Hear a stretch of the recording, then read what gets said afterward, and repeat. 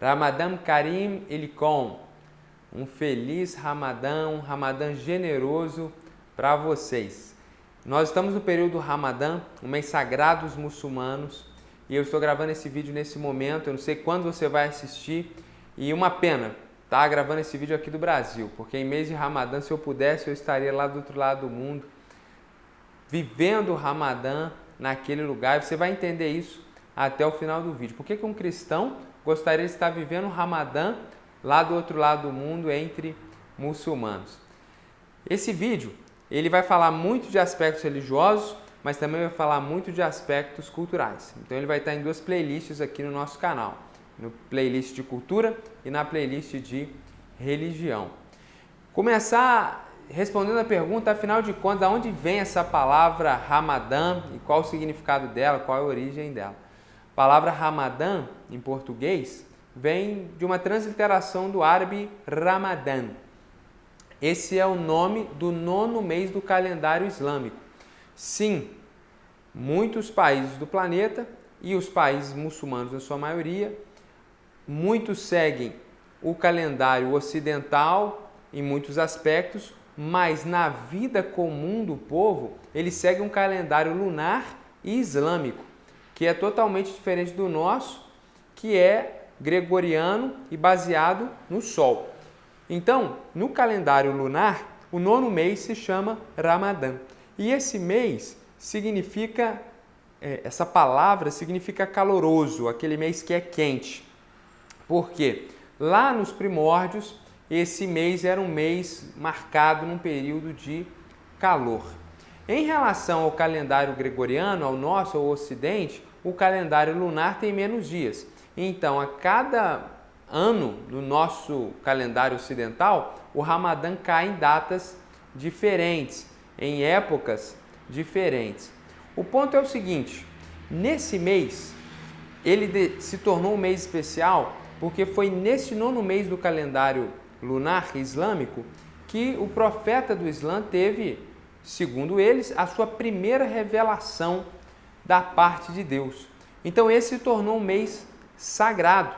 É um mês que o profeta teve a sua primeira revelação e depois de um tempo a religião islâmica começou a ensinar que por causa disso os muçulmanos deveriam então jejuar durante o mês de Ramadã, durante o mês inteiro. Em torno de 29 a 30 dias eles devem estar jejuando. E quando a gente escuta isso é um pouco assustador e a gente pensa, mas como pode uma pessoa jejuar durante tanto tempo? E aí a gente vai explicar isso. Na verdade, esse jejum é do nascer até o pôr do sol. Não é um jejum durante 29, 30 dias de forma ininterrupta. Não, ao nascer do sol você não pode nem comer nem beber mais nada ao nascer do sol até o pôr do sol. Isso significa, para os mais radicais, nem deixar passar na garganta a saliva produzida na boca. E também não é só jejum de sólidos e líquidos, inclusive água, mas é também um jejum de práticas como o cigarro, que é uma prática que muitos muçulmanos consideram pecaminosa, mas na verdade muitos muçulmanos, sobretudo no mundo árabe, é muito comum a prática do tabaco, de forma que a religião, ainda que considere não sendo muito correto, muitos muçulmanos fumam, a maioria deles fumam. Então no Ramadã eles entendem que eles precisam parar de fumar também, e se abdicar de relações sexuais também nesse período, durante a luz do dia. Então, o jejum do Ramadã não é simplesmente se abster de algum tipo de alimento, não é simplesmente deixar de comer algo ou deixar de comer e beber, mas é um jejum, uma abstinência em várias outras áreas da vida. E, por outro lado, não é como a gente pode imaginar que a pessoa vai ficar 30 dias sem comer e sem beber, o que seria de forma natural impossível. Então, nesse mês, todo muçulmano ele precisa estar em jejum, guardadas pessoas enfermas e doentes, crianças, e esse conceito de qual é a idade que deixa de ser criança e se torna alguém que precisa praticar o Ramadã é relativo dependendo da escola teológica, escola de jurisprudência islâmica, variando da ramificação do islamismo, variando do país para país, variando muitas vezes até mesmo de dentro do âmbito familiar, que vai determinar muitas vezes essa questão. Se você está doente, se é uma mulher lactante, se é uma mulher grávida, várias questões podem fazer com que o indivíduo deixe de jejuar de forma lícita. Então, se você está enfermo, esses outros exemplos que eu dei, você pode comer nesse período. Contanto que você não faça isso na frente de outras pessoas, colocando elas em tentação ou até sendo uma vergonha para a comunidade. Então, você deve fazer isso num ambiente restrito. E é importante lembrar que você deve pagar esses dias de jejum em outra ocasião. Então, imagine que você pegue uma virose durante o período do Ramadã e você precisa ser hidratado, você vai tomar soro e você fique 3 dias ali em recuperação, tendo que beber soro durante 3 dias. Ao final do Ramadã, ou quando for o momento oportuno, você deve jejuar esses 3 dias que você não jejuou naquele período. E isso não é algo só cultural, mas é algo, sobretudo, religioso. Isso é algo estabelecido pela religião islâmica, e isso é algo muito importante dentro do Islã. Como nós já vimos em outro vídeo, o Islã possui 5 pilares de fé da prática islâmica, que são fundamentais, e um deles é guardar o jejum no mês de Ramadã. Então, não jejuar é dar uma evidência pública de que você ou não é muçulmano, ou você despreza completamente a lei de Deus na perspectiva do Islã. O objetivo é agradar a Deus, o objetivo é se purificar dos pecados, o objetivo também é você deixar de consumir alimentos e dar alimentos para as pessoas que precisam. Então, isso é um fator muito interessante dentro do Islã, dentro da prática do Ramadã. A ideia não é só você se abster de alimento, mas existe toda uma prática de generosidade e de oferecer comida de forma comunitária nesse período, para que os pobres tenham acesso que muitas vezes eles não têm durante todo o ano a uma alimentação farta. Então, existe um aspecto muito cultural, além dessa questão religiosa no mês do Ramadã. Então, o objetivo é agradar a Deus, é se purificar dos seus pecados, mas é também, de alguma forma, abençoar o pobre, abençoar a pessoa que está em necessidade. Tudo isso que eu falei até agora, você poderia ter lido em algum blog, em algum livro, nada disso aqui é novidade. A novidade está no que vem a seguir. Quando eu estava lá no mundo árabe, no mundo muçulmano, eu fiquei extremamente surpreendido, porque eu imaginava que era um mês de tristeza, de contrição, e ao contrário. Imagine você aquela semana de Natal aqui no Ocidente. Essa é a realidade do Ramadã nos países árabes. É um período de muita celebração, de muita festa, de luzes, de iluminação, de pisca-pisca. As pessoas escrevem com luzes Ramadan Karim, que se tem um generoso Ramadã. Então, isso é um período de grande celebração na cultura. Então, as pessoas, durante o dia que não precisam trabalhar, acabam ficando em casa, muitas vezes dormindo e descansando, porque estão sem se alimentar e sem beber. Quem precisa trabalhar, vai trabalhar naturalmente. E é óbvio que as pessoas jejuando, o clima da cidade, ele fica muito mais tranquilo no aspecto de que as pessoas elas não vão estar saindo para comprar, para passear durante o dia. Então, muitas lojas ficam fechadas, muitas lojas menores fecham durante o dia todo. Então, é um mês onde o dia ele é muito menos movimentado. Eu morei numa grande metrópole ali no Oriente Médio e a gente não viu o movimento típico durante o mês do Ramadã. Pelo contrário, as ruas estavam esvaziadas, muito menos carros, o movimento de pessoas era muito menor no mês de Ramadã. Por outro lado, quando vai chegando a hora da quebra do jejum, é mais ou menos aquele período assim de final de Copa do Mundo, onde você não vê ninguém na rua e está todo mundo acelerando os seus carros e correndo para casa, as lojas fecham meia hora, 1 hora antes e todo mundo corre para casa. E aí vai tocar nas mesquitas do país todo um aviso de que está chegando o pôr do sol. E isso hoje eles usam de tecnologias para saber exatamente o horário do pôr do sol naquela região. E aí quando é anunciado na mesquita que houve o pôr do sol, geralmente os muçulmanos vão, sobretudo os árabes, eu vivi naquele contexto árabe, é bom lembrar isso, eles vão falar Bismillah em nome de Deus, que é uma frase comum antes de comer, beber qualquer coisa. Eles vão beber um copo de água e comer uma tâmara que possui muita glicose e eles vão assim quebrar o seu jejum dessa forma.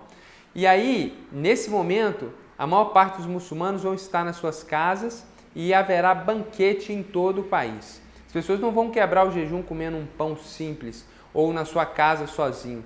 As famílias elas vão se agrupando. Se você não tem família naquela cidade, você vai estar com algum vizinho.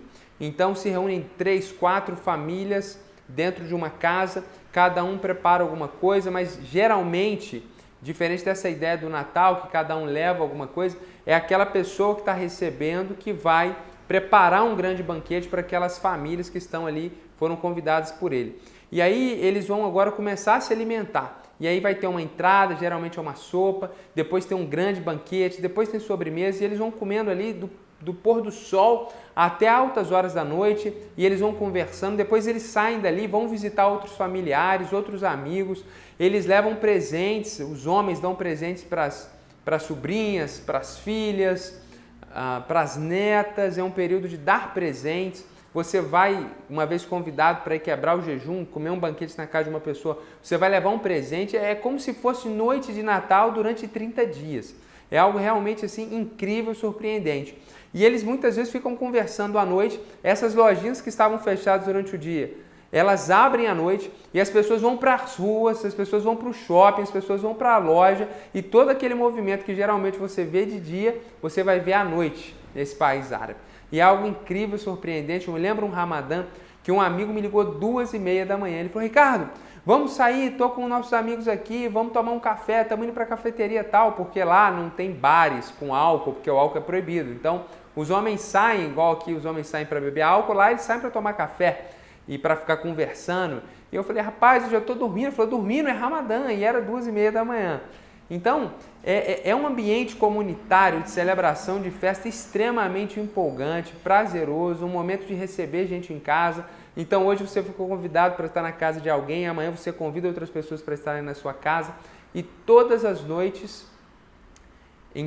noites é feito um banquete. As pessoas ricas dão comida para as pessoas mais pobres, inclusive é comum que homens ricos eles deem pedaços grandes e generosos de carne de cordeiro, que é muito valorizada e é a proteína até mais comum do que a vaca em determinados países árabes, dão de presente para essas pessoas pobres.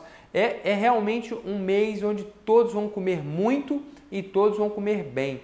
Nesse ambiente comunitário, onde você oferece um banquete um dia e outros dias você vai estar na casa de outras pessoas sendo abençoado pelo banquete deles.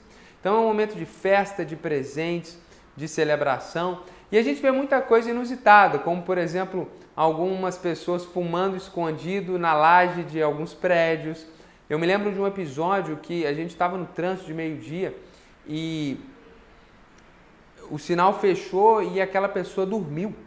Certamente porque ela passou a noite acordada em celebração e ela teve que trabalhar no outro dia e sem comer, sem beber, já naquele calor de meio-dia, aquela pessoa dorme no volante, o sinal abre, todo mundo buzina e o homem continua dormindo, até que o sinal abriu pela segunda vez e ele foi acordado pelas buzinas e arrancou com o carro. Então, muitas coisas acontecem assim. É importante dizer, se você vai visitar um país muçulmano no Ramadã, que na maior parte desses países é crime você comer em público. Então, inclusive você estrangeiro, você pode ir parar na delegacia se você come em público. Então é muito importante que você, se visita o país no mês de Ramadã, não coma em público. No seu fórum privado não há problema nenhum, até por sermos cristãos estrangeiros, eles compreendem isso. Agora, em público é contra a lei. Muitos desses países têm um ramo da polícia, um batalhão, que é uma polícia religiosa que fica nas ruas nesse período fiscalizando se alguém está comendo, se alguém está bebendo. Então, se você vai para um país desse, tome muito cuidado. E, como eu disse no início, eu sinto saudades de estar lá nesse período, porque realmente é um mês de festa, é um mês de celebração. Eu sou cristão, eu não guardava o jejum nesse período, como cristão eu jejuo de uma outra forma, mas, por outro lado, era incrível estar vivendo ali no Ramadã, celebrando com eles nos banquetes, podendo receber pessoas na minha casa, podendo estar com eles e vendo esse ambiente de generosidade. E o que mais me tocou é que geralmente os hotéis, grandes restaurantes, muitas vezes ao longo do Ramadã, eles chamavam orfanatos, asilos e faziam um verdadeiro banquete com o melhor que eles tinham para essas crianças carentes, para essas pessoas que estavam em asilos, para essas pessoas cadastradas em ONGs, pobres, refugiadas. Isso me tocou muito durante o Ramadã. Inclusive, os cinemas chamam as escolas públicas e as crianças podem assistir filme de graça durante o dia. Então, há um ambiente de generosidade junto com o jejum que é bastante encantador. Por isso que eles cumprimentam Ramadan Karim, né? Tenha um generoso Ramadã, porque a ideia não é só se privar, mas é se privar para poder abençoar outros. Isso é um pouquinho do Ramadã, um pouquinho da cultura, um pouquinho do motivo religioso. No vídeo sobre os 5 pilares do Islã, a gente pode falar mais sobre esse pilar tão importante que é guardar o Ramadã e o seu significado também religioso e teológico. Mar salame, até o próximo vídeo.